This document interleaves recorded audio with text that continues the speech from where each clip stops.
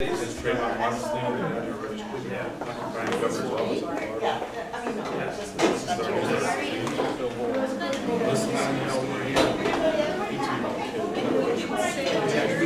Larry Summers.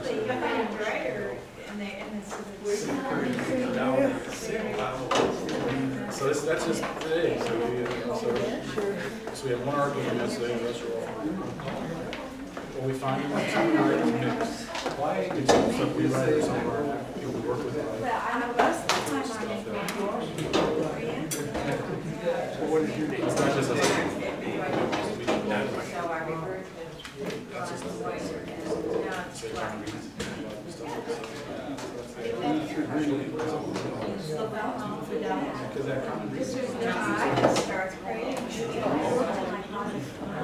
This one's so weird.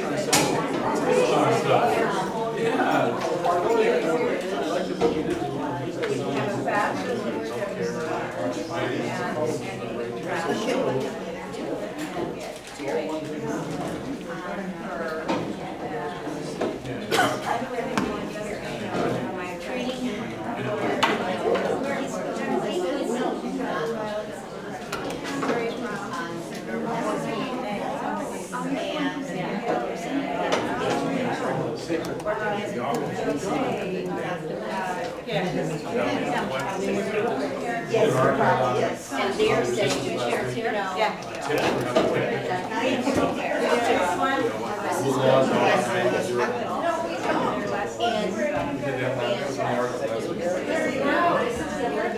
Go ahead. Yes, I did. Thank you.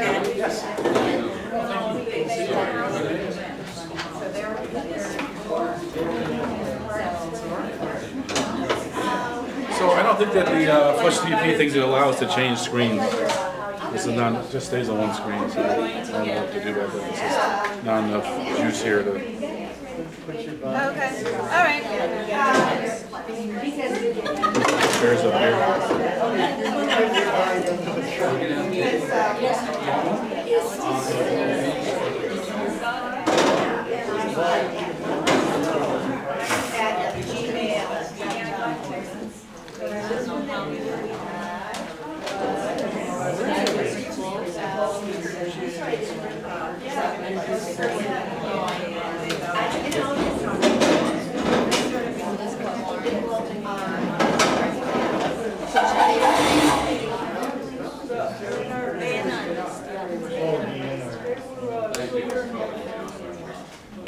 I figured that. That's why I think that so you wouldn't help.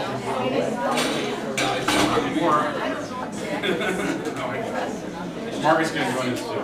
Yep.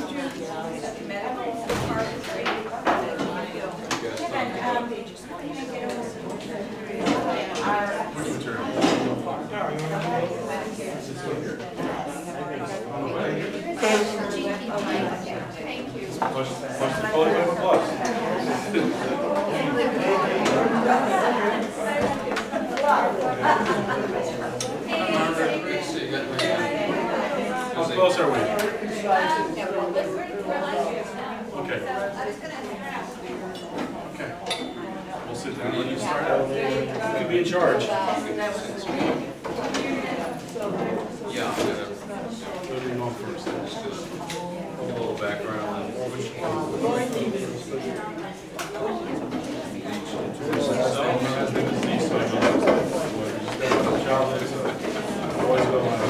I like to go last. I'm going first.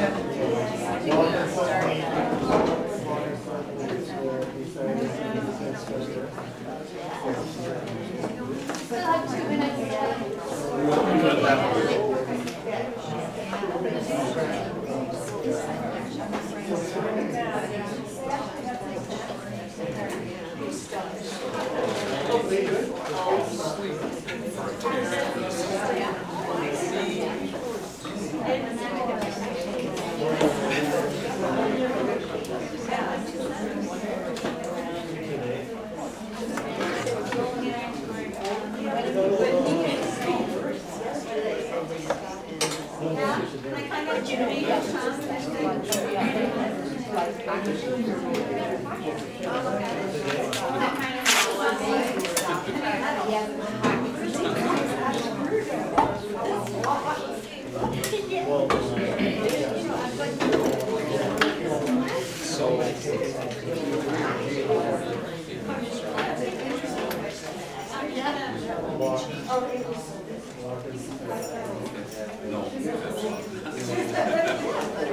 but I thought, if 2 years ago, 15.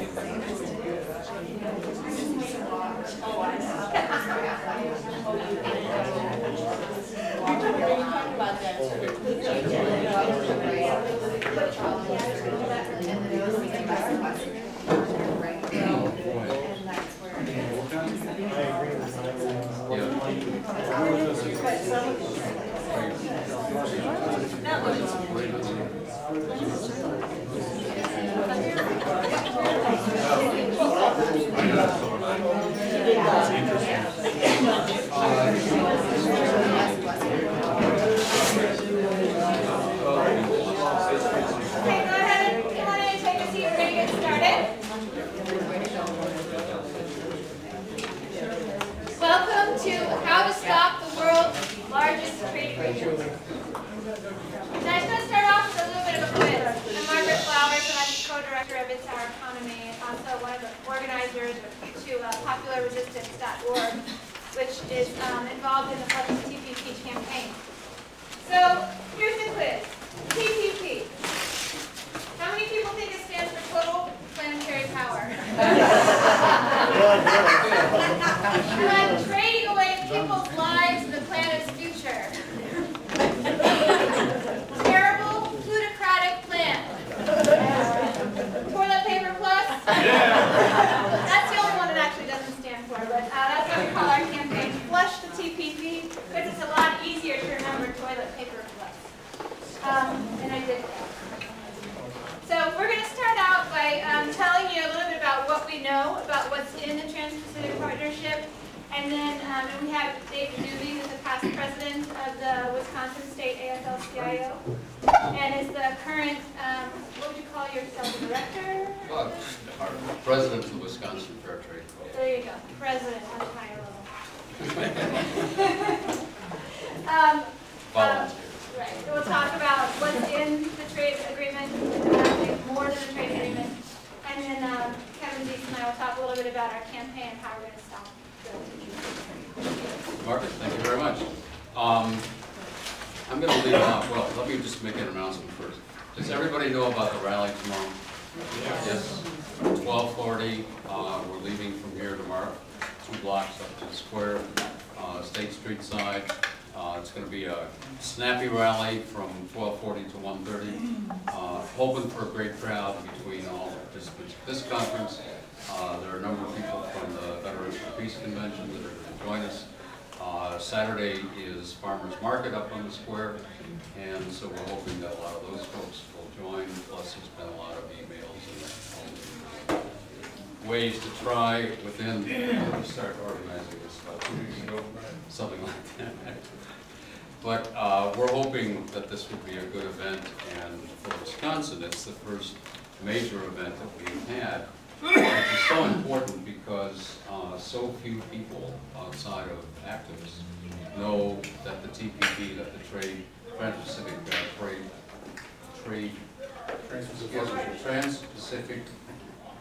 Partnership Free Trade Agreement even exists, but it tongue-ties and long. And that is obviously our first objective, is simply to get the word out that this is being negotiated and what's in it and why we have to stop it. So I'm going to start out just with a very brief summary of what we know about this agreement, and then as well as fast track, which is key to what happens with the Trans-Pacific Partnership, and then turn it over to Margaret and Keith to follow up with regard to more detail on the campaign that is being developed against this very, very damaging proposal. The Trans-Pacific Partnership, the negotiations for this began about 2010. So unfortunately, despite election promises made back in 2008, this is President Obama's proposal. And the countries that are involved in negotiations include the United States, Australia, Brunei Darussalam, Canada, Chile, Japan, Malaysia, Mexico, New Zealand, Peru, Singapore, and Vietnam. And there are provisions such that if this agreement actually comes to fruition, that other countries can sign on, but there will not be further negotiation as to the provision of the agreement itself. The stated goal for finishing negotiations had been sometime this fall, but then Japan indicated a desire to join the negotiations.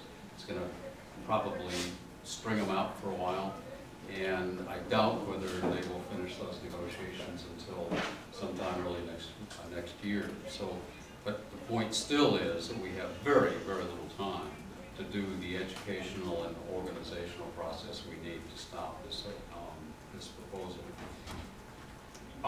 As with NAFTA actually, but increasingly with the trade agreements that have been negotiated, the Trans-Pacific Partnership has relatively little to do with actual trade, and a great deal to do with the multinational, transnational corporations' agenda for privatization and deregulation. As far as we know, only about 4 of the 29 chapters that are being negotiated actually have to do with trade. In other words, customs duties and regulations of goods crossing borders and so forth and so on. So this is really not about tariffs. It's not about creating more jobs in the United States, although that is certainly the way that this agreement will be sold to us, as has every other trade agreement, international trade agreement. I don't have a slide of this yet, but there's if you chart the time when we negotiated an international free trade agreement, with the promises that this is going to increase exports and create jobs in the United States, within a year, year and a half, our trade deficit with that country or those countries has actually increased. So our deficit, in other words, the difference between the value of what we export and what we import is growing, and it's well above $600 billion a year. I think we all understand that the national debt is not the problem that it has been marketed to be, but the trade deficit is a problem that ultimately has got to be solved, because that yearly deficit of $650-some billion in some way has to be made up. In other words, if we are not exporting enough to pay for the imports that are coming into this country, where does that money come from? And basically it's borrowing, it's transfer of wealth to other countries and transnational corporations. It makes it possible for other corporations to increasingly buy aspects of the American economy so that we are losing more and more control over our own economic system. The frustrating thing, too, about these negotiations is that they are basically being held in secrecy. Now, President Obama had promised before he was first elected in 2008 that in terms of any trade negotiations that his policy would be transparency, so that people, including Congress and the general public, knew what was happening. These negotiations have been the most secret of any trade negotiations that we have ever had. And it's been extremely frustrating. We don't have copies of what the United States or other countries have actually proposed and put on the table. Almost all the information has come from documents that have been leaked. Thank God for whistleblowers and leakers, or we wouldn't know anything about nothing these days. So, but we do have a general idea of the basic outlines of this agreement. There are, in addition to the American negotiators and negotiators from other countries, there are 600 corporate advisors to the negotiators. And they do have free access to most, if not all, of the negotiating documents. There are a few other organizations that are not corporations that have access, or at least some access, but for the most part, it's essentially the dominant multinationals that have access to these documents. Members of Congress really have very little idea of the fact that this is even going on while they're arguing about other things. But besides that, in order for them to see the documents and the proposals that are on the table, they have to make an appointment. They are ushered into a sealed room with no windows and so forth. They are not allowed to take pencil, pen, or paper, or any recording device into the room. They can then read the documents. But my understanding, and you guys can correct me on this if I'm wrong, but my understanding is that those documents are classified. And so even after they read them, That's correct. They can't talk about that. so they can't talk about it. So they can read them, but they can't talk. Seal their mouth. Exactly, you know, tape across. So the situation we have here really is one which the American public needs to know about. And there are enough of these kinds of horror stories and things that people respond to in terms of the secrecy of the negotiations and what is really going on in terms of what they're talking about. These are things that people, I think, increasingly are willing to pay attention to because they have seen what has happened to our economy, the loss of jobs, good family-supporting jobs as a result of NAFTA and other trade agreements. So we've got possibilities here, but we've really got to get off our butts and get the program going. And Margaret has done a terrific job with the TPP, the Flush TPP campaign, which she will be telling you about in conjunction with other groups that are fighting so-called free trade agreements. One question is, why are multinationals so interested in this agreement and other so-called free trade agreements? And we have to recognize, once again, that this has very little to do with tariffs and custom duties, has a great deal to do with deregulation and privatization. It also has a lot to do with lowering labor costs. It sounds fantastic, but there are many multinational corporations that feel that it's getting simply too expensive to produce things in China. Wages are getting out of hand. Oh my God. So Vietnam is the new China because their wages are about 1/3 of what the wages are in China. And there are other countries, obviously, in the group that I read to you that also are low-wage countries. So it expands the labor pool that is extremely low wage, and that has an effect not only in terms of encouraging corporations in first world countries such as our own to export production to these countries, but it also means that, you know, workers who are supposedly getting a decent wage, which is fewer and fewer, are in direct competition with those workers, and so there is a worldwide race to the bottom, pressure to lower wages in all countries, and not only in those countries that already have very low wage scales. So cheaper labor costs are a part of it. Also, and this is relatively little known, but there was a provision in NAFTA, Chapter 11, and it has been strengthened as far as we know in the Trans-Pacific Partnership, called investor-to-state lawsuits. These are lawsuits that foreign corporations can file against governments if they pass regulations, standards, laws that reduce the expectation that these corporations had in terms of the level of profits that they would make. They can challenge those in international tribunals. A panel of judges, basically lawyers become judges, out of the World Bank will consider their charges in secret, where the governments affected, and it's not only the United States, do not even have a chance to present their own case. And the rulings of these bodies cannot be appealed, and there is no way to challenge their decisions. What they can do is to either fine the level of government, whether it's state, national, or local, or they can allow the offended country to increase tariffs on exports from, say, the United States into the country that the foreign corporation was based in. And what that means is that we have foreign corporations that supersede our own ability to control standards, quality of life, and standard of living in our own country.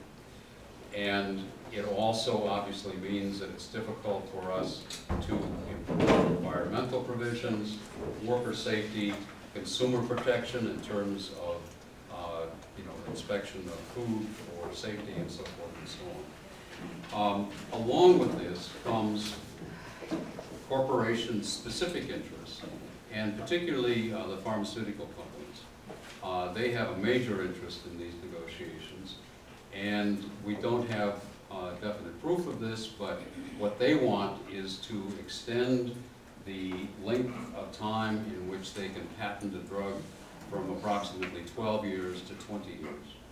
Now that affects all of us. It affects any of us that takes a generic drug, but it is absolutely disastrous for third world countries, which need inexpensive drugs if they are going to be able to provide any kind of decent health care for their populations. And it looks at this point like the pharmaceutical companies may well win that battle. But that's another area where I think we can appeal to the general public to understand what's really going on. One thing finally, before we turn to our other panelists, is the procedure by which this free trade agreement, like NAFTA, will be considered by Congress. Most certainly under what we used to call fast track, which is a Nixon-era invention. They changed the name because it became so unpopular during our mobilization against fast track during the NAFTA negotiations. So they often call it Trade Promotion Authority. Close to TPP, TPA. What it basically does is Congress has to pass a law which essentially cedes their constitutional authority to regulate international trade, to cede those powers to the president, allowing the president to choose countries that he or she wishes to negotiate with, for the U.S. trade representative who reports to the president to have he and his other negotiators do these negotiations, increasingly in secret, and to actually sign an agreement once it's agreed upon by the parties in the negotiation. The agreement does not go into effect, however, until it comes back to Congress. Under fast track, however, Congress has very, very limited opportunities to even study the treaty that has been presented to them. And I brought along with me, just for fun, NAFTA in 2 volumes. This was a law that was passed that implemented the North American Free Trade Agreement, which illustrates, number one, how complicated these agreements are. How many members of Congress do you think actually read this? Secondly, the fact that, if this was simply about customs duties and tariffs, it could be about this thick instead of being 3 or 4 inches thick. But under fast track, Congress has 60 days in which to consider the treaty that has been presented to them. And when it finally comes to the floor for a mandatory vote by the end of those 60 days, debate is limited, but most important, they cannot make any amendments to the treaty. It's an up or down vote, yes or no. And so even though they may not like certain parts of that agreement, they're under tremendous pressure, both from the President's office as well as the major corporations to agree to the treaty in its entirety.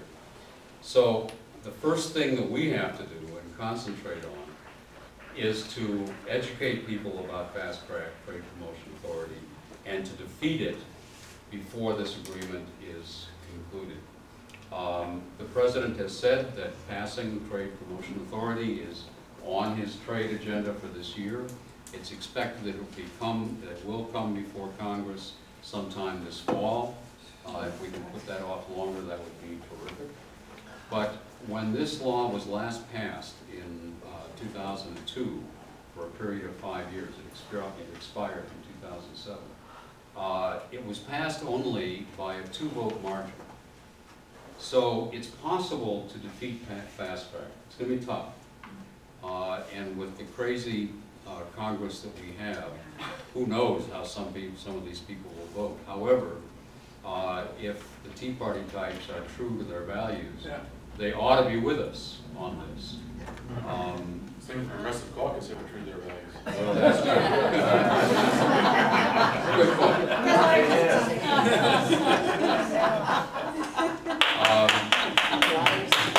But we've got the point is that we've got a chance.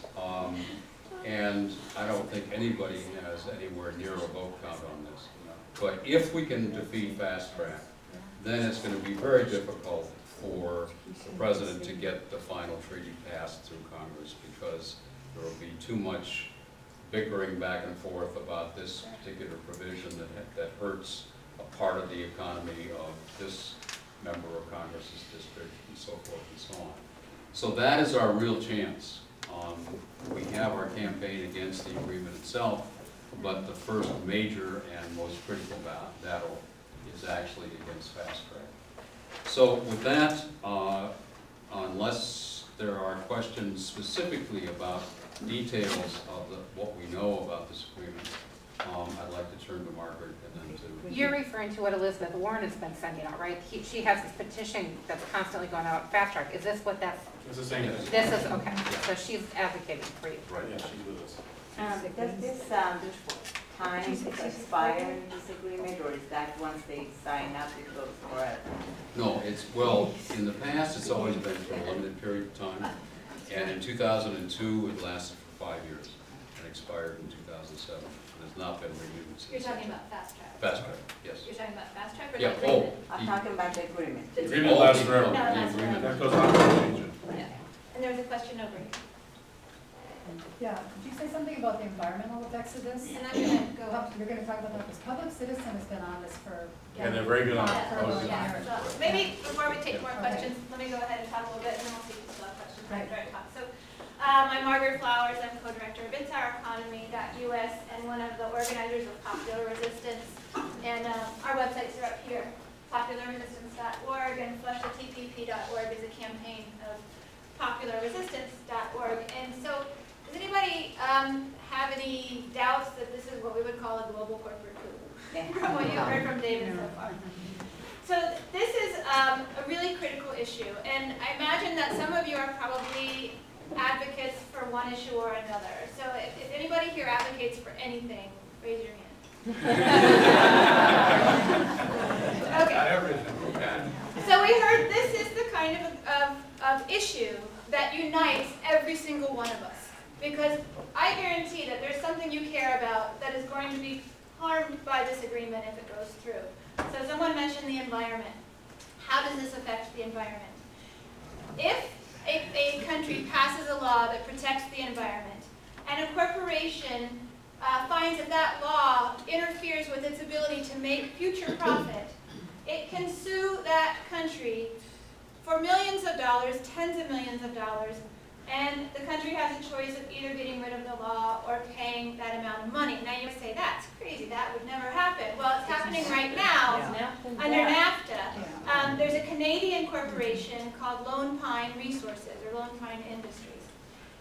They actually incorporated in Delaware so that they could be a foreign corporation and sue their own country for $250 million because they were exploring the possibility of fracking underneath around the St. Lawrence River. And Canada had the gall to ban fracking around the St. Lawrence River, right? So you see where I'm going. Environmental laws will be undermined by this agreement. What else do people care about? Name an issue. Public health. Healthcare. So you heard about the patent protections. They're looking for 20 years, but they're not just looking for a 20-year patent and medical device protection. They're looking for what's called an evergreen process, which means that if during those 20 years they determine that whatever it is they've patented has a new indication or a new method of delivery, they reapply for another patent and it starts all over again. So it's evergreen, constantly green patent. So this drives up the price of medications, but even greater than that, we know from a chapter that was leaked in June of 2011 that they are trying to, how do I put this? If something is considered to be a state-owned enterprise, so say that means anything that has any sort of benefit from a public government, local, state, or federal. So if you Like have, Japan's healthcare system? like Japan's healthcare system, or like our own Medicare or Medicaid or the VA system in this country. Those are considered state-owned enterprises, and they have unfair market advantages because they get special treatment or they can negotiate for prices and things like that.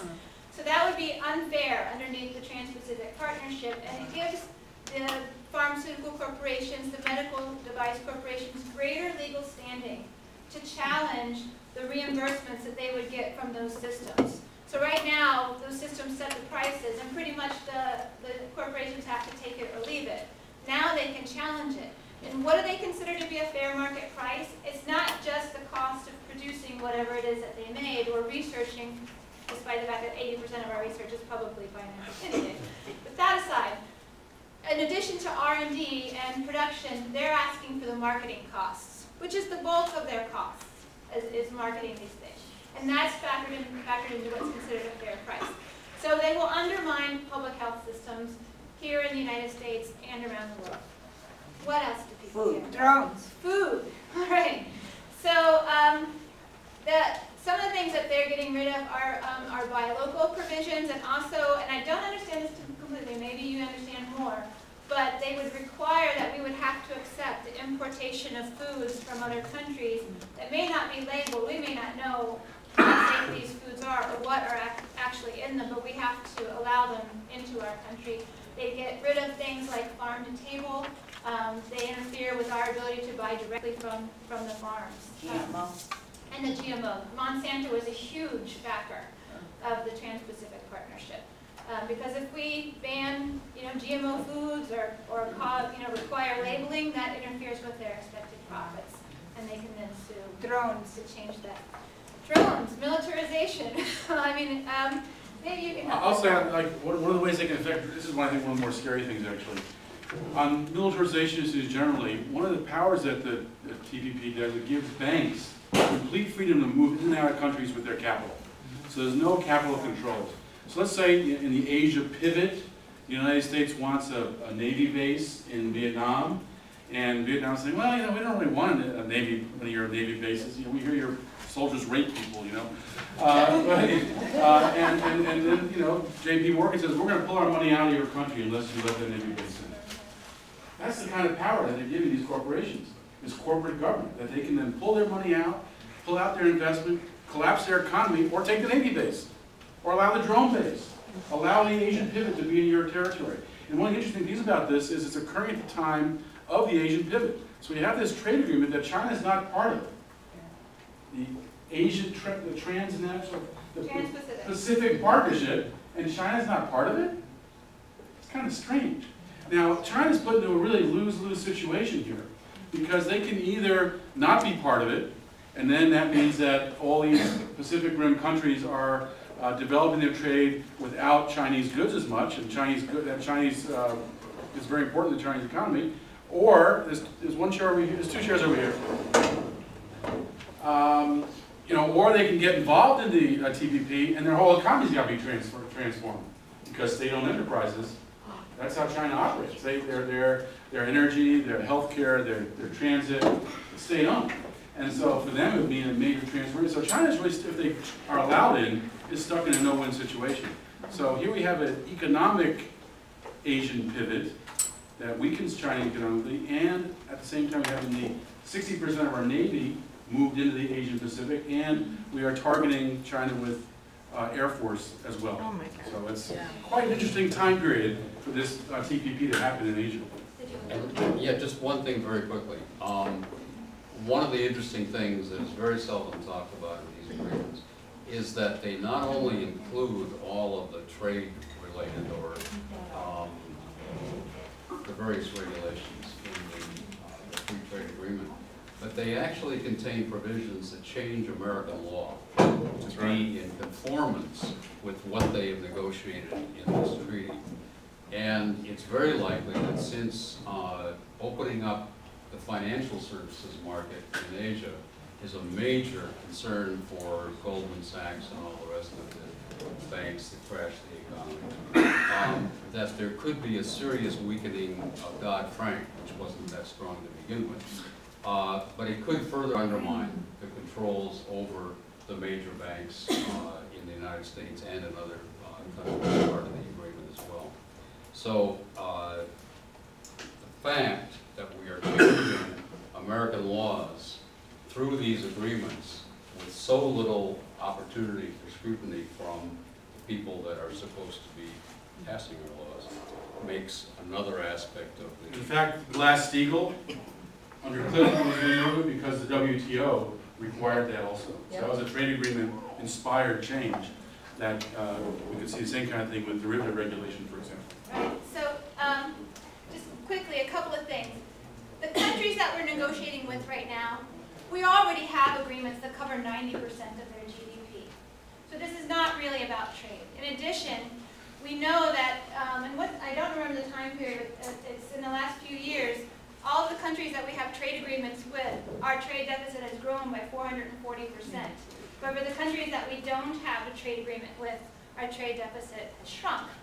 So this is not about trade. This is a backroom door and everything that the corporations have wanted, and they have not been able to get it through the front door. So then you guys are probably concerned about SOPA, internet freedom and privacy. That will be undermined by the TPP. That's included in the TPP. We talked about worker rights, finance, our sovereignty of our laws. All these things are going to be affected. And what's unique about this one, this agreement, is the docking agreement. I can't express that enough. No other trade agreement has allowed countries to dock onto it after it's been negotiated, but this one does. So it can become a template for the trade agreements around the world, which is why this is so important. Now, there are a couple of questions, and then I want to move into how we're going to stop this. Okay. Animal protection, anything on that? Animal protection. I haven't seen anything on I haven't that. I seen bet there is though. But if they're earning profits, that would be a problem. They have no rights. Yeah, I mean, if it's going to undermine our workers' rights, wages, and worker safety laws, I can imagine that our animal laws are not going to be that great either. So let's take a stack. So we're going to do 1 in the yellow, 2, 3, 4, you had your hand up, 5 and 6, and then we'll move, and 7. Okay, great. Then we'll I move just on. wanted to know what happened. They met just this week with Japan for the first meeting. What, do you have any news? And what? The only reports I saw on Japan were, in fact, I was on a Japanese financial channel, and there was a report before I went on, and the reporter was talking about how they were able to interview the negotiator for Japan afterwards, and he said absolutely nothing. He refused to answer any questions, so they're being very quiet. The sense is that Japan is going to slow the process down. They're a very hard trade negotiator. They're very protective of their economy, and so that. But one thing that's happened with Japan already, is they've already invited. They have one of the best healthcare systems in the world. One of the top three. France, Japan, and Australia, the top 3. And they're very worried about their healthcare system becoming like ours. They made a deal with Apple. That's what I was going to say. That's what I was going to say. One of the things that's happened as part of the negotiation process, perhaps, they've invited one of the U.S. insurance companies in to run their insurance, their healthcare program. So already it's going toward privatization.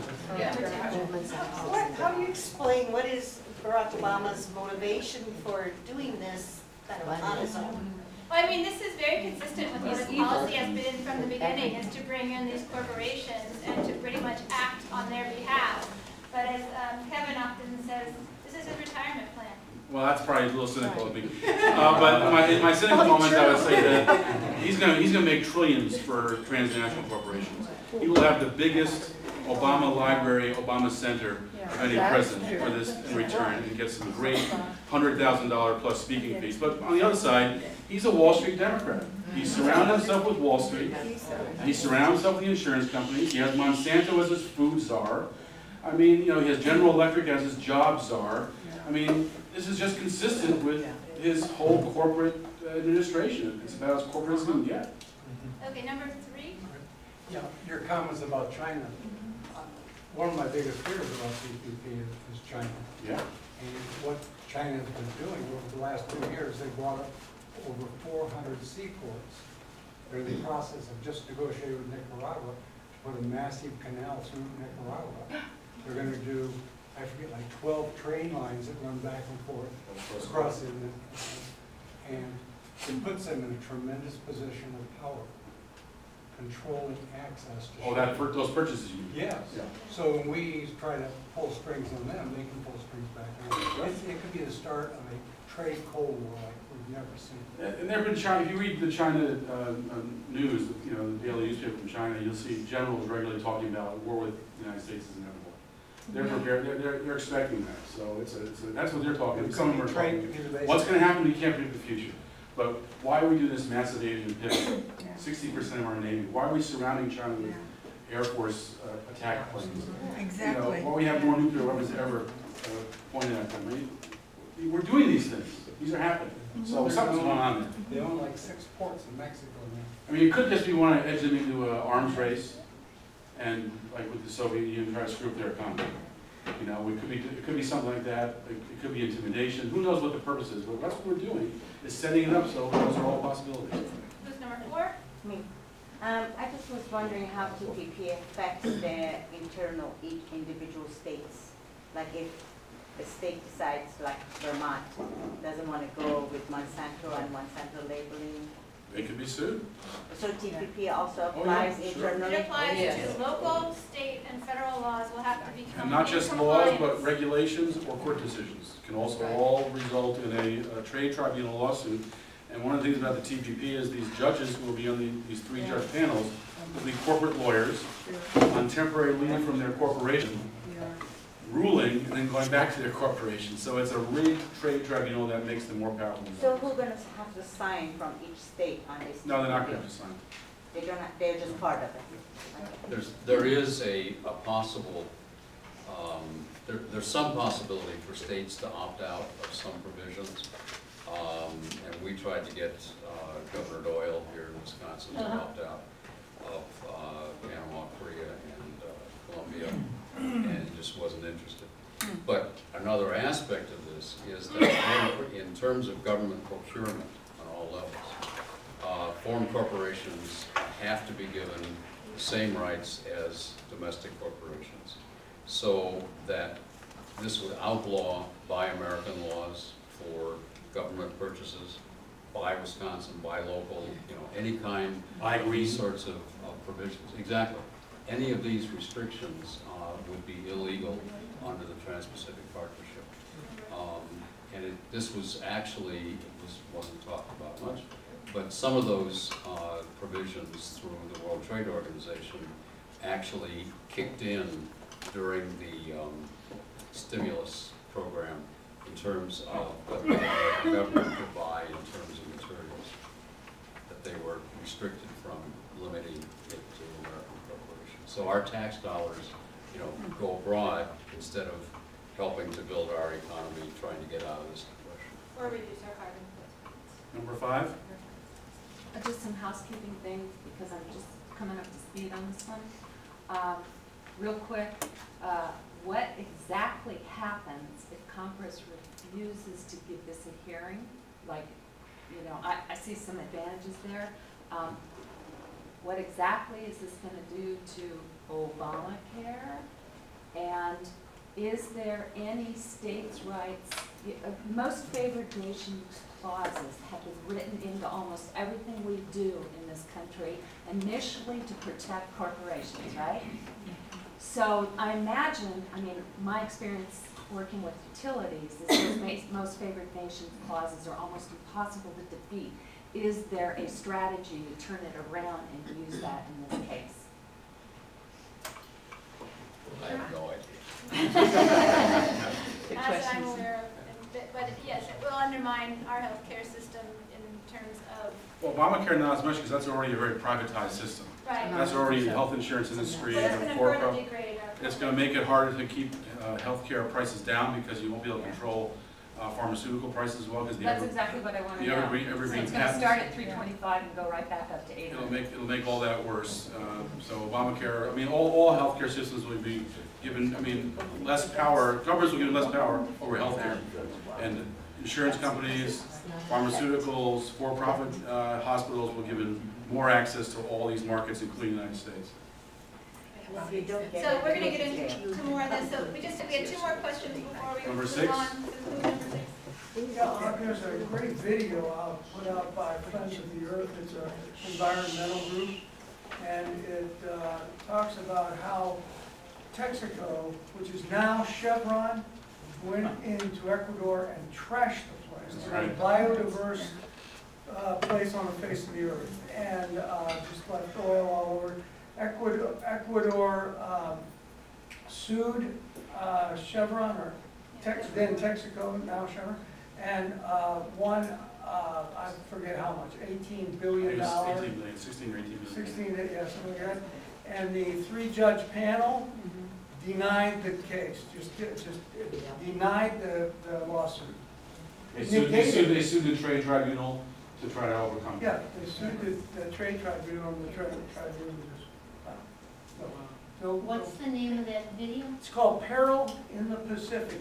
It's a great video. You can see just how badly they trashed And it's Ecuador. done by Friends of the Earth. Friends of the Earth, yeah. Greg, you're next. Great job in putting this forum on. Quick comment and question. Comment. You know, this goes back 200 years. Corporations were controlled at one time through the charter process. Exactly. But they escaped democratic control. Well, it's relative, but democratic control in 3 ways. One is corporations tried to move decision-making from the legislative arena to the judicial arena, the courts, where judges can be bought and the like. Second, they moved from the legislative arena, that's relatively speaking more democratic, to the regulatory arena, where corporations can get their own guys and gals on regulatory panels. And third is they moved decision-making from one level of government to another level, lower to higher, where it's harder to impact. So, moving from state to federal, what is this? Simply moving All the same federal stuff. to international, corporate governance. That's what it's about, not trade, whether it's free or fair. Exactly. Right. Question, mentioned before about fast track. How can Congress, on their own, give up their constitutional authority? Has anyone, either presently or in the past, actually challenged this in the courts? To say that you are not permitted to give up your own constitutional authority? I believe that there was a challenge during the national negotiations. And I'm very hazy on this, but I believe the decision was that since Congress does have to ultimately vote on the treaty that is given to them, that But even though they give up their But power, you have to understand, administrative law allows Congress to do that. Congress gives up their responsibility on regulating securities, on drugs, on, pick the issue. Administrative law doesn't give the power to another agency. And so Congress, under the Commerce Clause, has the responsibility to regulate trade among nations. They can then transfer that power to the executive, and then they keep the responsibility to approve what the executive does. I think a court would unfortunately uphold that. And then the last question before we move on to the campaign. Yeah, I wanted to ask you about something I heard right about, I can't remember exactly where, that the provision might be, won't be able to read, like the public won't be able to look at it in 4 years. That's correct. And I also just wanted to add, and just if you could share something about that, but also I just want to say, I want to thank you, because on July 10th, I mean, not only have you done so much to help bring this issue to public awareness, the articles you've been writing, particularly, I've read several, but the July 10th article, Global Revolt Against Corporate Domination, from, it was on, with Truth Out. We write that? Yeah. No, and I say that because point something out about this topic that was awesome. That where they're overreaching, that it's an opportunity Well, that's the next topic, yes. for everybody to come together. Exactly. And that really is inspiring, Yes. and I really just love that message. Well, thank you. Thank you. Appreciate that. So, there was a lot of public outcry. It's a great lead into our next Yes, it section. is, but I wanted to answer the first part of that, which is, this has been going on for over 3 years, these negotiations, mostly in secret, or all in secret. There was a lot of public outcry as people started to learn this was going on for transparency, to release the text. As every other past trade agreement, our U.S. trade representative would post the text, even before it was passed, on their website so the public could look at it. So the response from the negotiators was, not only are we not going to show it to you, but nobody can look at it until 4 years after it's either signed, or 4 years after we decide we're no longer negotiating. I don't know how that's possible. Oh, yeah, I don't know exactly. how that's possible, that's what they said. I That's can't what they imagine said. that being true. So anyway, so this is, we're in a situation Yeah, how here. is that possible? That's what they They said, I don't know what's possible. The minutes of the Constitutional Convention were kept secret for 53 years. Wow. Right, so this is, we're in, if you think about it, every issue that we care about, we face a common obstacle, which is the corporate power, the corporate control of our political process. And if we unite together, we actually have the strength to have an effect. And this is an issue that unites every single one of us. And if we win it, it's a huge win against transnational corporate power. It's a win that we can build off of and go to the next level. So this is why this is so crucial. And though we're not sure if they're going to try to push it through by October because of Japan just joining onto the agreement, it may go to the spring. It's really in our interest to push as if October is the time, because we don't want to find out that they go ahead and pass fast track at the end of September and make this decision and do the vote in October as they had initially planned.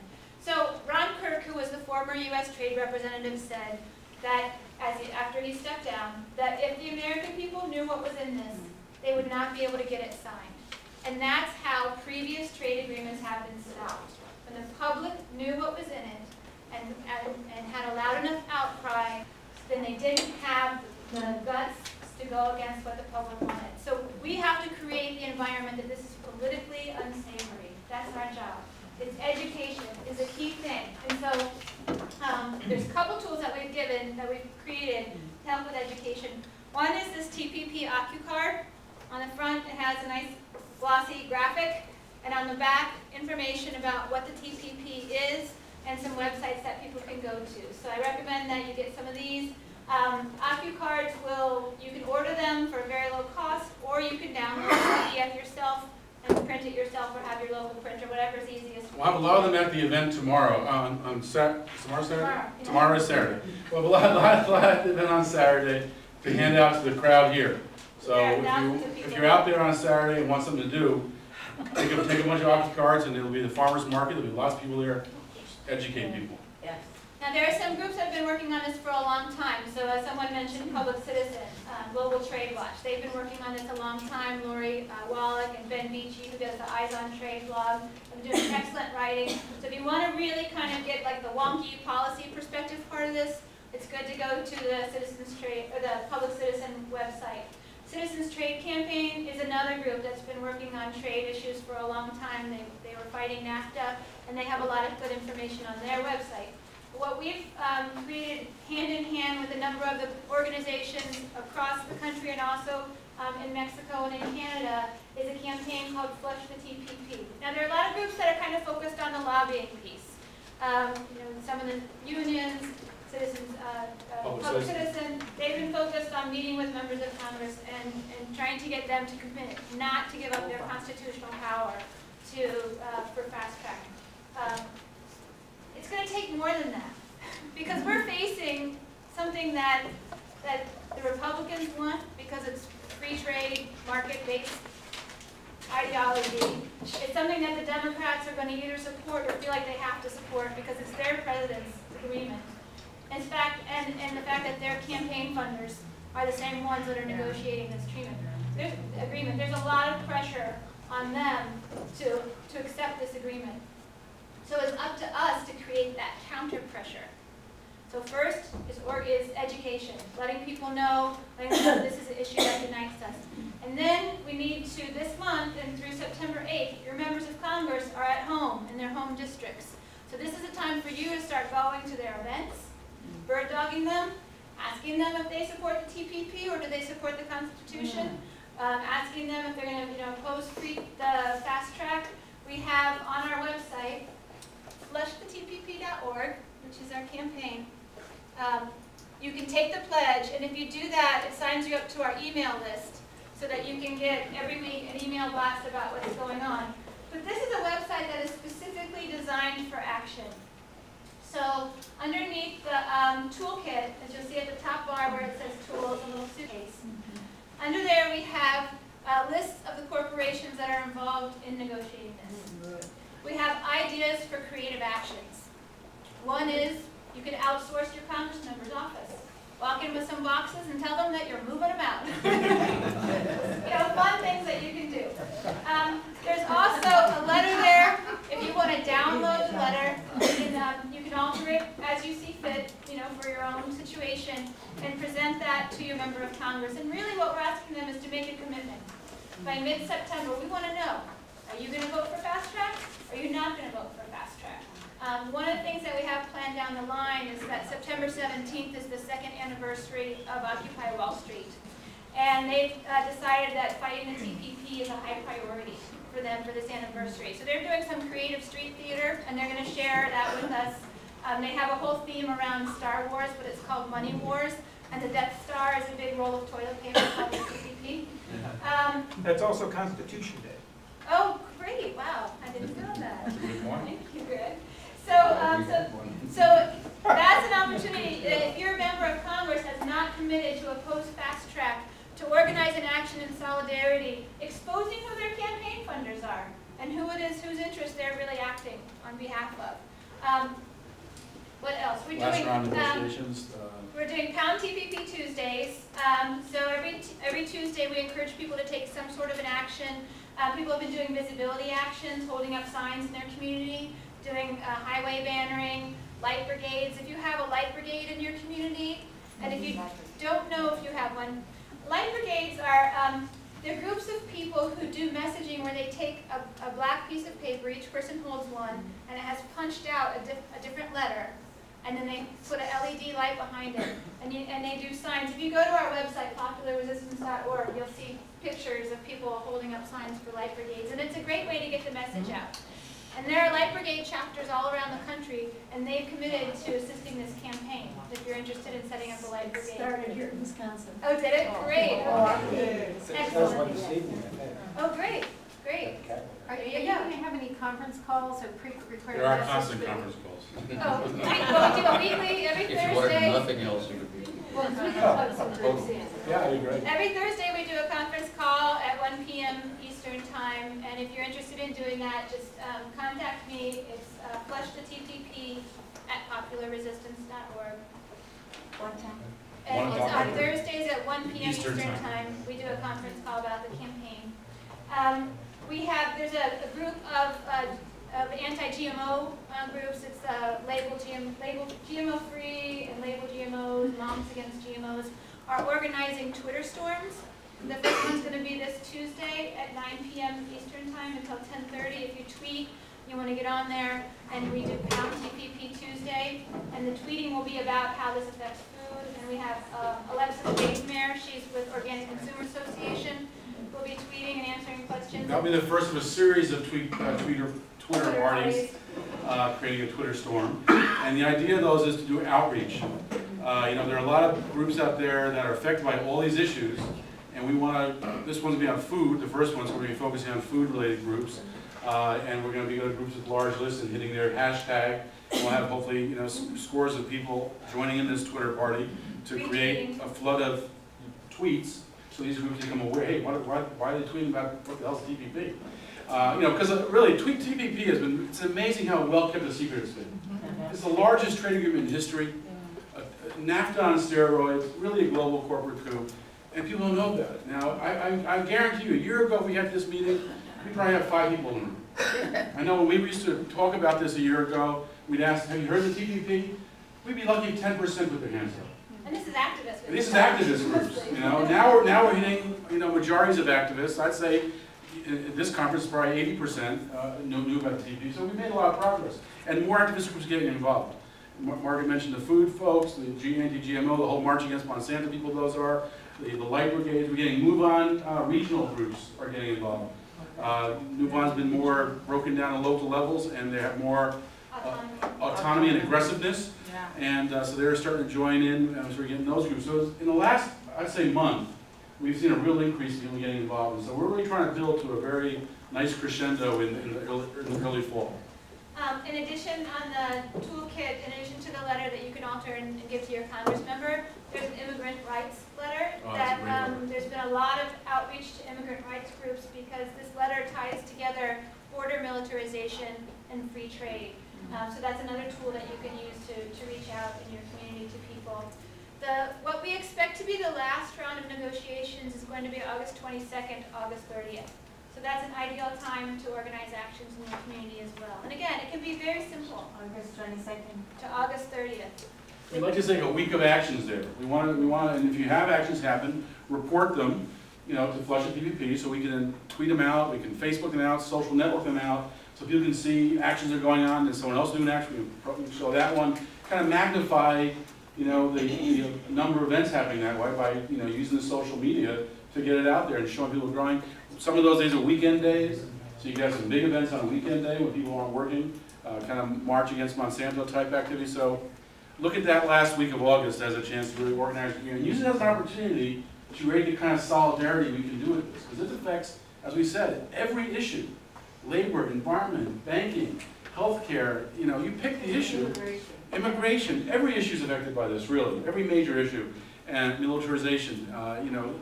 So you can really, it's an opportunity to reach out to all the groups in your community and say, hey, this is what we got to come together on. This is an opportunity for solidarity. You know, the keys to our success are making a mass movement. Not just this issue, but on all issues. Mass movements can't be ignored. And the first step to creating a mass movement is solidarity among those who are already active. If we get the choir from these various issues singing together on this event, and we win, it's a very powerful moment for the movement.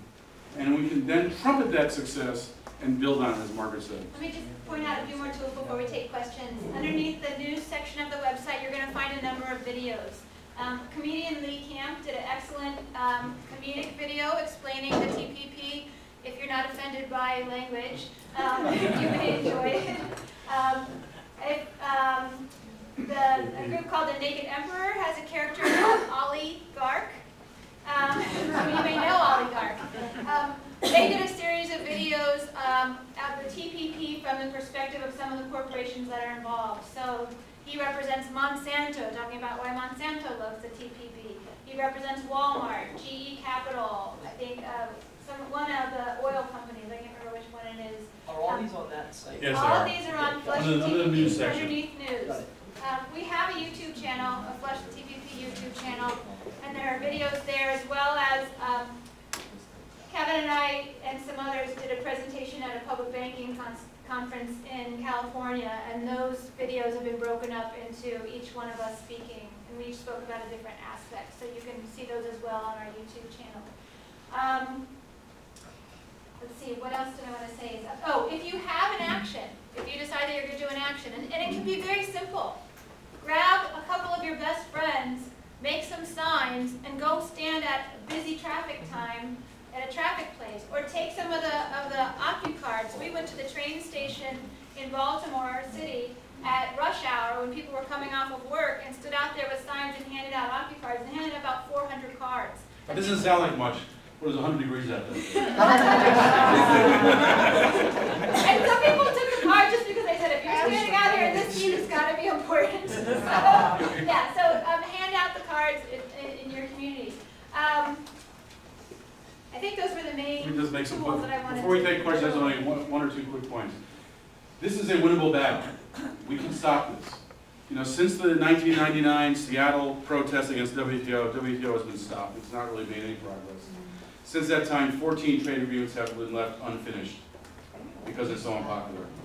The trade agreements that have passed, as was mentioned, you know, when fast track was passed, it was 2 votes. The trade agreements, the few that have passed have been very close votes. And, you know, if this delays into next year, an election year, you know, a lot of things change then. The Republicans don't want to deny Obama any victories. They want the Democrats, so it becomes a partisan opportunity. And if we start to raise with the conservatives the issue of national sovereignty, that's an issue people care about on the right. And so I don't not reach out to the right wing on this. In fact, I'd recommend you do. It'd be so great to get the Tea Party base aware of this and how this undermines our sovereignty.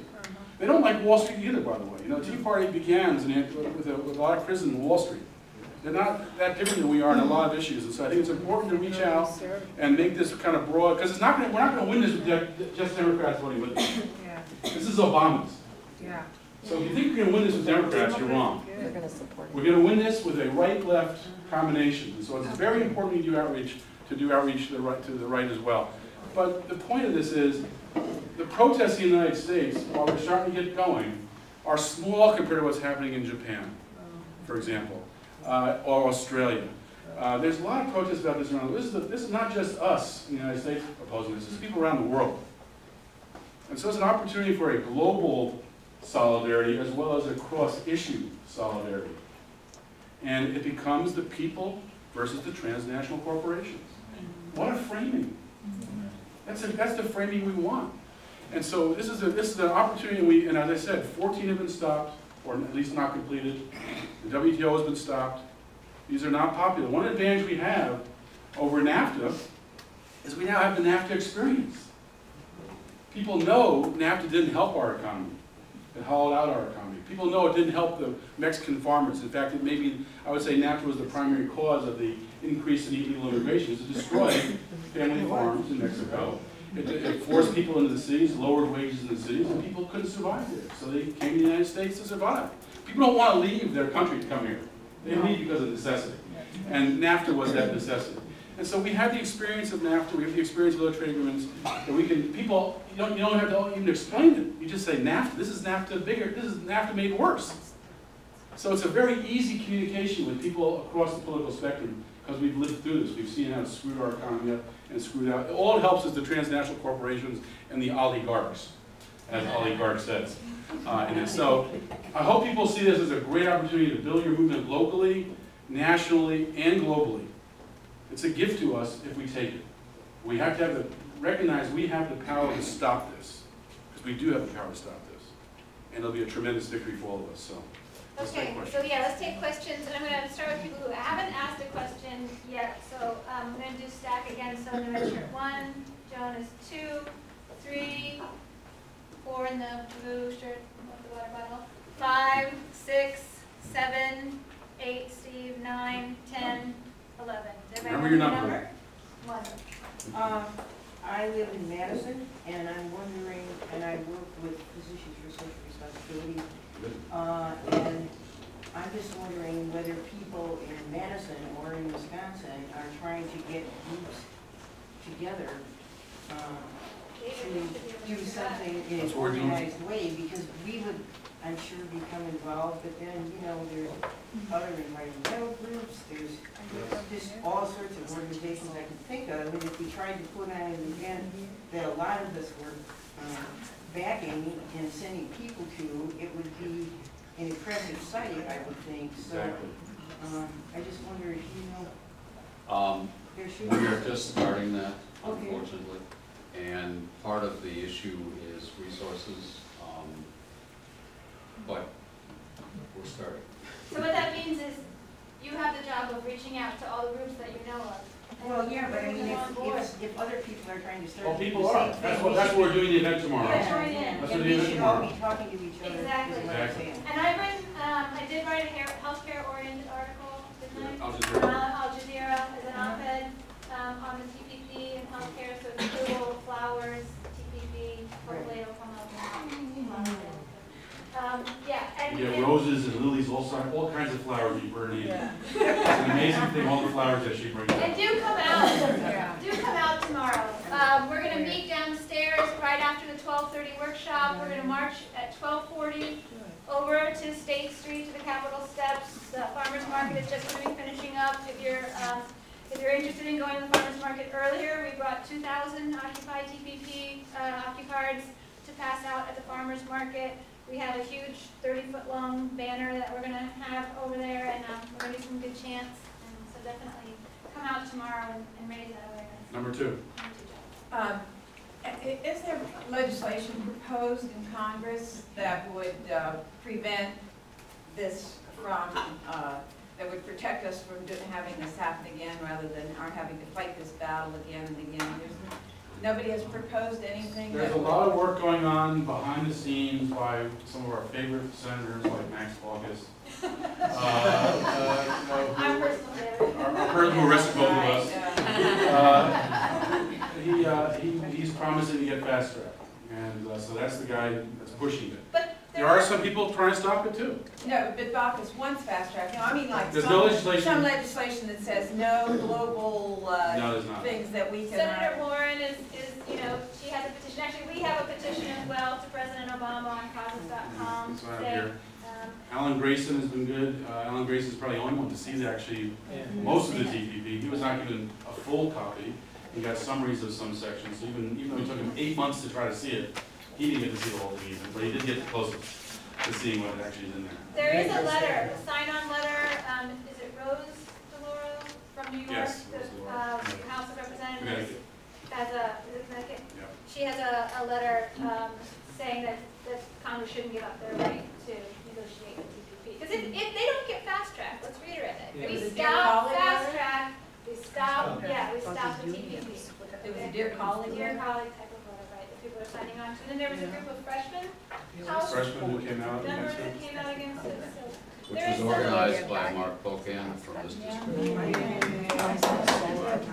Number 3. Right here. Oh, number 3 and that. I guess you're 4. Oh, okay. I just want to clarify something. I think it's great that we hit all of our Congress people, but this is, like everything else, is constitutionally the Senate approved. No, both houses would be approving. Oh, really? Well, they'll both be approving fast track. And that's Because the every key. treaty is approved only by the Senate. That's right, treaties are. This is a trade agreement. Oh, it's not a treaty. This is also a project of the Alliance for Democracy. Yes, they're involved. And so we'll be working on that. Great. And this brings to mind Bush Sr. talking about the New World Order. Very much. Very much when they were trying to pass NAFTA. And currently I'm from Portland, Oregon, and we have, like so many other places, Walmart is really saturating us. And there is the fantasy that they dropped their ALEC membership. They didn't. They only suspended it. So when I go to city council, I'm talking about ALEC. I'm talking about the TPP because Walmart has 3 representatives and people don't know. So our mouths need to be open. And that New World Order language is a great language to talk about with right-wing people. There's a lot of anti-New World Order, and this really is a whole trade tribunal system rigged for the corporations that can sue countries. That is a New World Order. That's what this is. Very quickly, don't talk about the TPP, at least until we've really got everybody educated about it, because so few people know what TPP stands for. So use the Trans-Pacific Partnership. It's a mouthful, but do it, because otherwise it's going to go over people's heads. Second thing is that the head of the WTO back in the mid-90s, when asked what the World Trade Organization was doing, his response was, we are writing the Constitution for the global economy. That's really what is happening. And that is what is happening, not at this point to the WTO, but through other directions. I think one reason they're pushing the TPP is because the WTO is stalled. And this is a way of getting around it. So they get this. The docking mechanism. Exactly, the docking mechanism allows this to become the further stages of the WTO. Number 5, I think, was in the back somewhere. Yeah. So what, of all those resources that you have up there, what do you think would be the best few to use with right-wingers? With right-wingers, I think oh, and that's what, another thing I wanted to mention was we also have these slides underneath the header, or on the website, you will see, you see the series of slides, you can click on each of those. Each one of those educates about a different aspect of the TPP. And those are available on our Facebook page, which is also linked to the website. If you scroll down on the website, you'll see the link to our Facebook page. Those are all images on our Facebook page that you can steal, do whatever you want with them, spread them around. Like there's one on sovereignty, that would would key. be perfect for the right wingers. Yeah. Let me just mention that Wisconsin Fair Trade Coalition twice has contacted every single Tea Party group in the state that we could identify. And to my surprise, but also incredible disappointment, I was only able to talk to one person from one Tea Party group, and then after our conversation, in which I was appealing to these very, these sovereignty issues that we do share, and was not able then to get a call back after that. And I think a lot of it is, they are suspicious about working with unions, they're suspicious about working with any kind of progressive organizations. If any of you... Well, there are a number, but there are a number of independent groups in Wisconsin that aren't even associated with national groups. And there's well, if anybody figures out how to crack through this wall and make a link with the Tea Party groups, please let any of us know. But I think it's more, talking to the people in your community, regardless of their ideology. This is something that we should all oppose, talking to your neighbors. Six? Number 6. My apologies for coming in a little bit late, but I'm from Dallas, Texas, and last year, May or June, there was one of the negotiations was in Dallas. Right. And one of the groups I'm active with was Occupy Dallas. And we were approached by Public Citizen, I believe the national office, though we do have an office in Texas with Tom Smith. Is Public Citizen involved in this as well? Yes. You see that right there? Okay, I'm sorry. And there was an excellent action there, giving Ron Kirk Yeah, we had over power 500 people protesting. Now, our local media tried to black us out, though some folks went behind one of the TV stations where they were having a reporter and it was a clear window behind them and they held up a banner, and then later on they cleared it out. But we were able to get over 500 people there from across the state, and we were able to get people inside. And then we're talking with some of the delegates, and some of them didn't know how bad it was, and then others who knew how bad it was, they were happy to see so many Americans out there saying, "Why are you doing this?" So it is a great opportunity. But when is Obama supposed to? When are we supposed to make a decision about this? I'm sorry, I came in late. Well, the original game plan was October. With Japan coming in late, that may delay things. There's a lot of areas that they can't reach agreement on, so that may delay things. It could go from October to next spring. We don't really know. We're planning on October. And if we are, if it delays, we've done a lot of build-up, and we can keep building to the spring. So delay is actually a good thing in my view. Okay. And in Dallas, one of the great things that happened in Dallas was the yes men. Yes. They got into the Dallas negotiations. What's interesting about going to Dallas negotiations was they're walking in, they're filming it, and you see all these corporate logos in the hallway outside their meeting room. It's like, whoa, this is like a corporate headquarters. And then they had an award. Yes, and they got to the front of the room, up to the lectern, and they were calling Ron Kirkup, who was the U.S. Trade Representative. And former mayor of Dallas, so it's his hometown.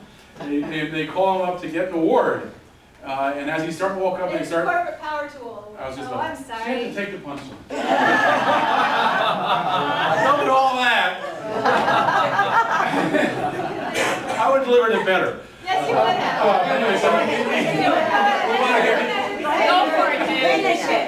Anyway, so he gets to the front of the room. He steps right in front of our room, and he starts to read the award. This award is given to Ron Kirk, the Corporate Power Tool of the Year award.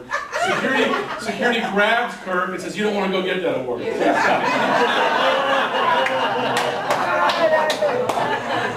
That was when, yes, and I'm just amazing, aren't they? Yeah. They just get in places. The next negotiations was at a remote resort in Leesburg, Virginia.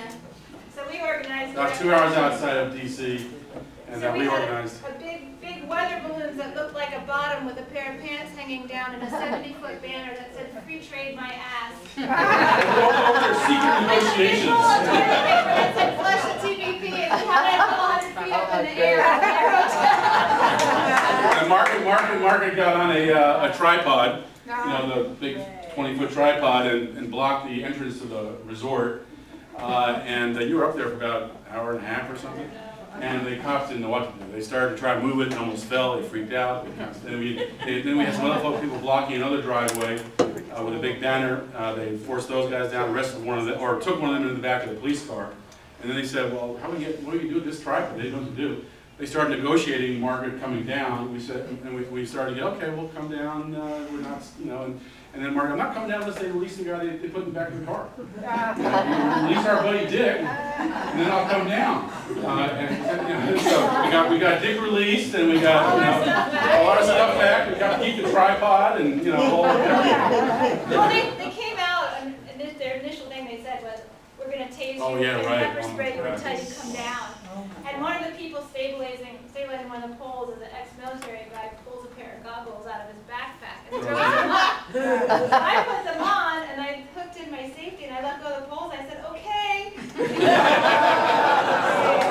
And they wouldn't do it. That would have made National News Day. I was thinking it would have been awesome. It would have been worth it. Dr. Clark gets chased by the police. Just as a very quick follow-up, since you came in late and other people did too, even though we're talking about the agreement itself, fast track is the thing we have to concentrate on first, because that's where we can actually win this fight by defeating fast track in Congress. And I just want to, and that's not I want to make one point about fast track, which was that Obama needs fast track to convince the other negotiators to sign the agreement.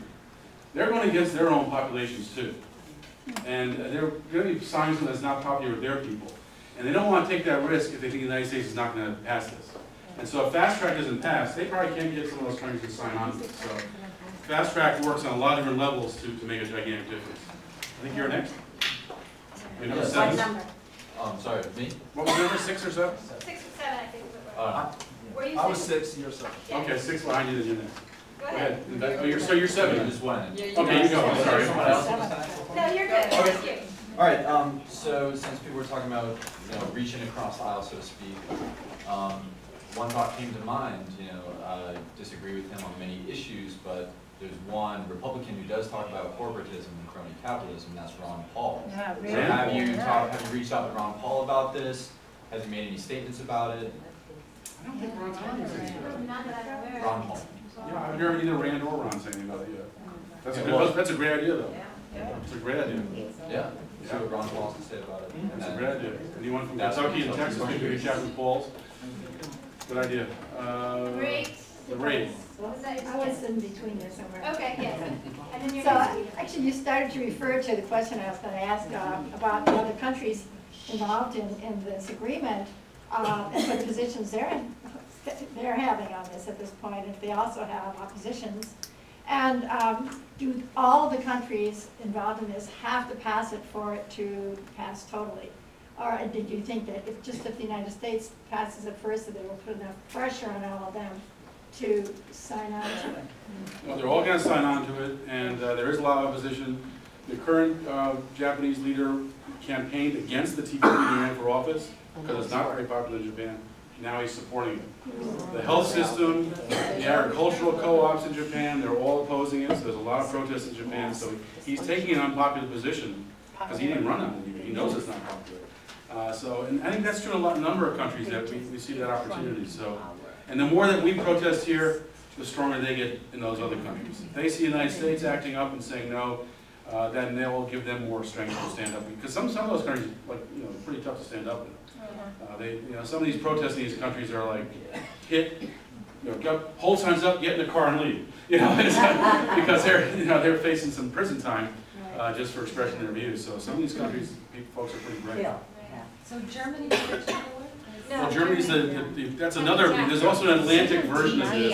That's next on the agenda, and that's way much behind this process. So this, we've had 18 rounds of negotiations here, they haven't had their first one yet. No, they Or had they their said- first one and July 8th. just had their first one, sorry. Yeah. And so they're just way behind. If we could stop the TPP and stop fast track, that makes that one hard to pass too. And that's gonna be tougher to negotiate because they don't, the Europeans don't want Monsanto's GMOs coming in. No, they don't. Yeah. And they don't want their healthcare systems, they don't want healthcare systems screwed up. I mean, there's a lot of good reasons for Europe to oppose this, so. What's that? TTIP, Transatlantic Trade and Investment Partnership. Partnership. TAFTA. Steve? I don't know if you know, if I explained when I first met you, it was because in the fall of 2011, I received a letter from my CEO asking us all to support the free trade agreements in Colombia and Panama and South America. And I was just let the thing go until I read his cover letter. And a few months earlier, he'd done the same thing. CEO sends the whole corporation a letter, has a link, automate letter to your congressman and your senator, and he bragged about the number who responded, and I think it was everybody except me on the previous one. And he bragged about how he's spreading it through other corporations. So this goes out looking like mass public support of free trade agreements. I think we need to expose that if I haven't got myself in too much trouble. Maybe make an example of that and say, do you guys know what you actually supported? I saw this priest murdered in Colombia a few weeks before that. It was kind of putting up a YouTube video saying this was happening. I think we need to counter this other that looks like popular support. Since CAFTA passed, the number of deaths has gone up in Colombia of organizers. I had that hotel with me there a few months ago. Yes. And the U.S. Chamber of Commerce has passing the Trans-Pacific Partnership as their top objective. Oh my There's gonna be trillions for these guys, they're gonna love it. Oh, and that's another thing is that if you haven't heard of the Green Shadow Cabinet, greenshadowcabinet.us is an alternative government project. And many members, there's about almost 100 members of the Green Shadow Cabinet. Kevin's Attorney General, Secretary of Health. Is anybody else in here that's got? Oh, George. He's our peace guy. That's right. What's your title exactly? Ambassador. Ambassador. A number of us wrote statements linking the TPP to our issues, so you can go there and find, a wide variety of statements. We try to break it up so labor about labor, environment, climate about climate. Everybody wrote about it from their perspective. Right. Number 9. My question was answered. Okay. I like that. Oh, right. Number 10? Yeah, we do only have we have less than 10 minutes. Okay, number 10. My understanding is that if it conflicts with our own constitution, it overrules it. Is that correct or incorrect? Not if it conflicts with statutes, that's a different story, but Constitution, that's another story. Right. Yeah. Well, it's going to fly in the face of a number of constitutional issues, I would think. Pick one. Search and seizure, perhaps? Which one? Search and seizure in terms It's already of... been kind of You want to say something? Congress clause. Well, except the Congress is giving up its authority. Congress is passing the authority. I think that, to me, if I was on the Supreme Court, I would say that Congress can't give authority like that, because it's there for a reason. You can't delegate that. But administrative law allows such delegation by Congress that I suspect it would be upheld. And even though Congress says Congress has a responsibility to regulate foreign trade, pretty clear, they would be giving it up, and they'd have final vote on it. So I suspect the courts will hold it. But I mean, the fact that we've already had fast track in this country from Nixon all the way up to, 2000 something, isn't that set a legal precedent that it's... I bet there are some courts. Has it ever been challenged in court? I think it has. I'm not a lawyer. What's the question? This concept of legal precedent because of some statute that was passed in 1972 or 73 that's been abused. I think there have been court decisions also. So that's what I want to know. I'm sure Have there I think been there court have been, decisions? yeah. I'm sure there have been. Yeah. So number 11. I'm sure the Thomas Court would be happy to overturn. You double as a meeting. Go ahead. Well, I never like to deal with the Congress because I think they're a bunch of passive-aggressive people. I'm aggressive people, so I want to deal with the corporation. So I went through this list, and Walmart right now, their employees are really have grievance, and some of them working for people like me. We are mobilizing Walmart workers all the time to be in the street. Yes. So this is one way of you know, creating a rally for them to protect their jobs, but also teaching them that TPP going to take their job away. I can Or see keep their wages low. wages for sure. low. And that's what we have with Walmart Yes. video. And then we have to do with Starbucks. I think the Walmart video is one of the better ones, by the way. I think it's pretty funny. We have So just check that one Starbucks out. that is in every corner. We can, you know, kind of do protesting. We have IBM in Boulder that we can do that, and it's a bunch of them in, you know, Halliburton. And a lot of the ones that aren't listed are their trade associations are listed. Yes. So you won't find Monsanto on there, Yes. but their trade associations on there. Yeah. You know, some of these, like Monsanto is like maybe the most unpopular country in the world. So I don't think the U.S. Trade Representative wants Monsanto on that 600 corporate list. And these corporations, you know, get this trade agreement in live time on their computers and advise the trade representative how to change the words to help them. And Congress can't see it, media can't see it, we can't see it. It's pretty bizarre. And we can protest Chamber of Commerce in every state. Right, right. Right, so that's the point, that we tried to make that article called Global Revolt. Is that this is such an overreach, this is such an egregious thing that they're doing, that this is truly our opportunity. If we reach out to the people around us and let them know what this is and how it's going to affect us, this is really our opportunity to mobilize together in solidarity and stop this. Did you want to say something? Poster material for the rally tomorrow. Nancy Price from the Alliance for Democracy. Be prepared. Who's worked tirelessly to organize the rally tomorrow. Are we going to do those now?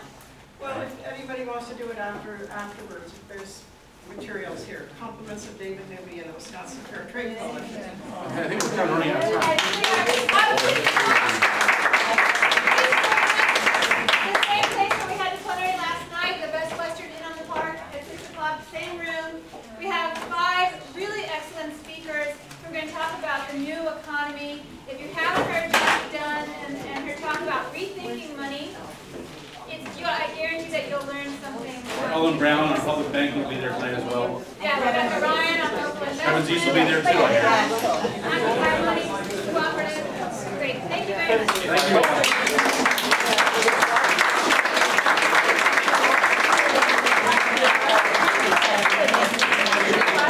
If I can just mention very quickly, if any of you are not going to the plenary, I'm not trying to discourage you from not going to the plenary, from going to the plenary. But if anybody is not and wants further energy coming out of this workshop, the Almanac Trail singers are going to be at the Labor Temple tonight at 7:30. It's a group of labor singers who are recreating